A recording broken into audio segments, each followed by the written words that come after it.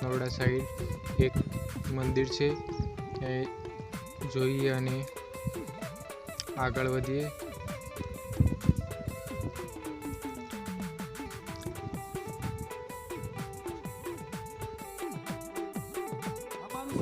મહાદેવનું મંદિર, સુંદર મજાનું દૃશ્ય અને આગળ વધીએ આપણે અને જઈએ કલેશ્વરી રોડ પર। હાલમાં આપણે બાબલિયા સાઈડ છે, બાબલિયા ચોકડીથી આપણે જમણી સાઈડ મળીશું, તો એથી 2 થી 3 કિલોમીટર દૂર છે અને આગળ વધીએ આપણે। આગળ વધતા જ સુંદર મજાનું દૃશ્ય,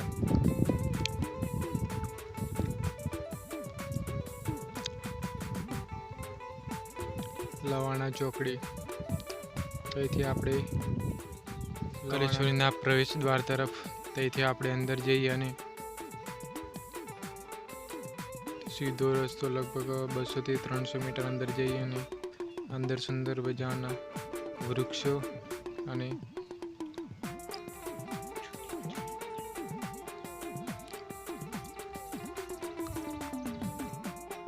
ત્યારના સમયમાં વિવિધ જૂના દૃશ્યો અને અંદર જોઈશું આપણે અલગ અલગ પ્રકારની ત્યારના સમયમાં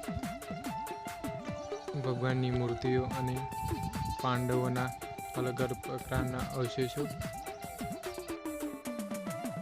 ગેટથી આપણે અંદર જઈએ અને અંદર જતા જ આવતા બે વાવ દેખાય છે, સાસુ અને વહુની વાવ।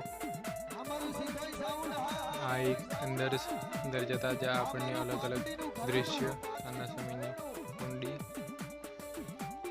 પ્રતિમાઓ અને જૂના જમાના વહુની વાવ, લવાણા, આ 2 નંબરની 2 વાવો છે, તેમાં વહુની વાવ અને સાસુની વાવ છે। અને આગળ વધતા આપણે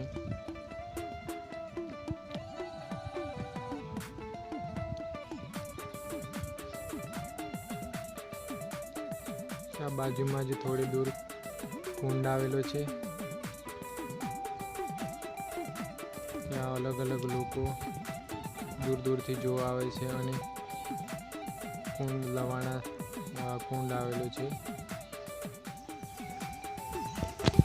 આગળ વધતા જ એક રૂમ દેખાય છે અને આગળ વધતા મારા રાહુલભાઈ પાણી લઈને આગળ વધે છે।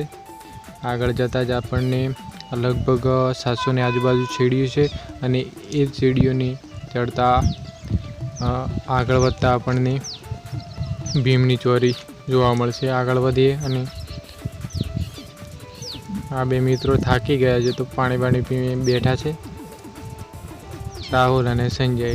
આગળ વધતા આપણને ભીમની ચોરી દેખાય છે અને અલગ અલગ કૃતિઓ વિખરાઈ ગયેલી જોવા મળે છે અને ભીમની ચોરી જોઈ શકો છો। તો આપણે અંદરનું દૃશ્ય બતાવીશું, સુંદર મજાની ત્યારના સમયમાં પથ્થરથી કોતરેલ અને અંદર શંકર ભગવાનનું લિંગ અને મૂર્તિ જોવા મળે છે।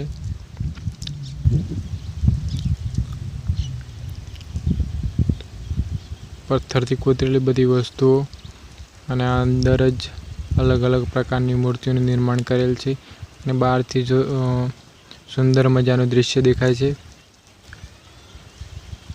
જોઈ શકો છો આપ। અર્જુનની ચોરી બી અંદર થોડીક આગળ જતા છે દૂર, તો આપ જોઈ શકો છો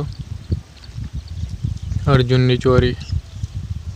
ત્યાર પછી આગળ વધતા આપણે જોઈએ ભીમના પગ, ત્યારના સમયમાં માનવામાં આવે છે કે આ ભીમના પગ જોઈ શકો છો આપ, પથ્થરથી કોતરેલ ભીમના પગ છે, પથ્થરથી કોતરેલ। અને વિડીયો આપણે આજે લવાણાના અંદરના દૃશ્યનો આટલે પૂરો કરીએ છીએ। આવા નવા વિડીયો અમારા આવતા રહેશે। લાઈક, કોમેન્ટ, સબસ્ક્રાઈબ કરવા વિનંતી। જય હિન્દ।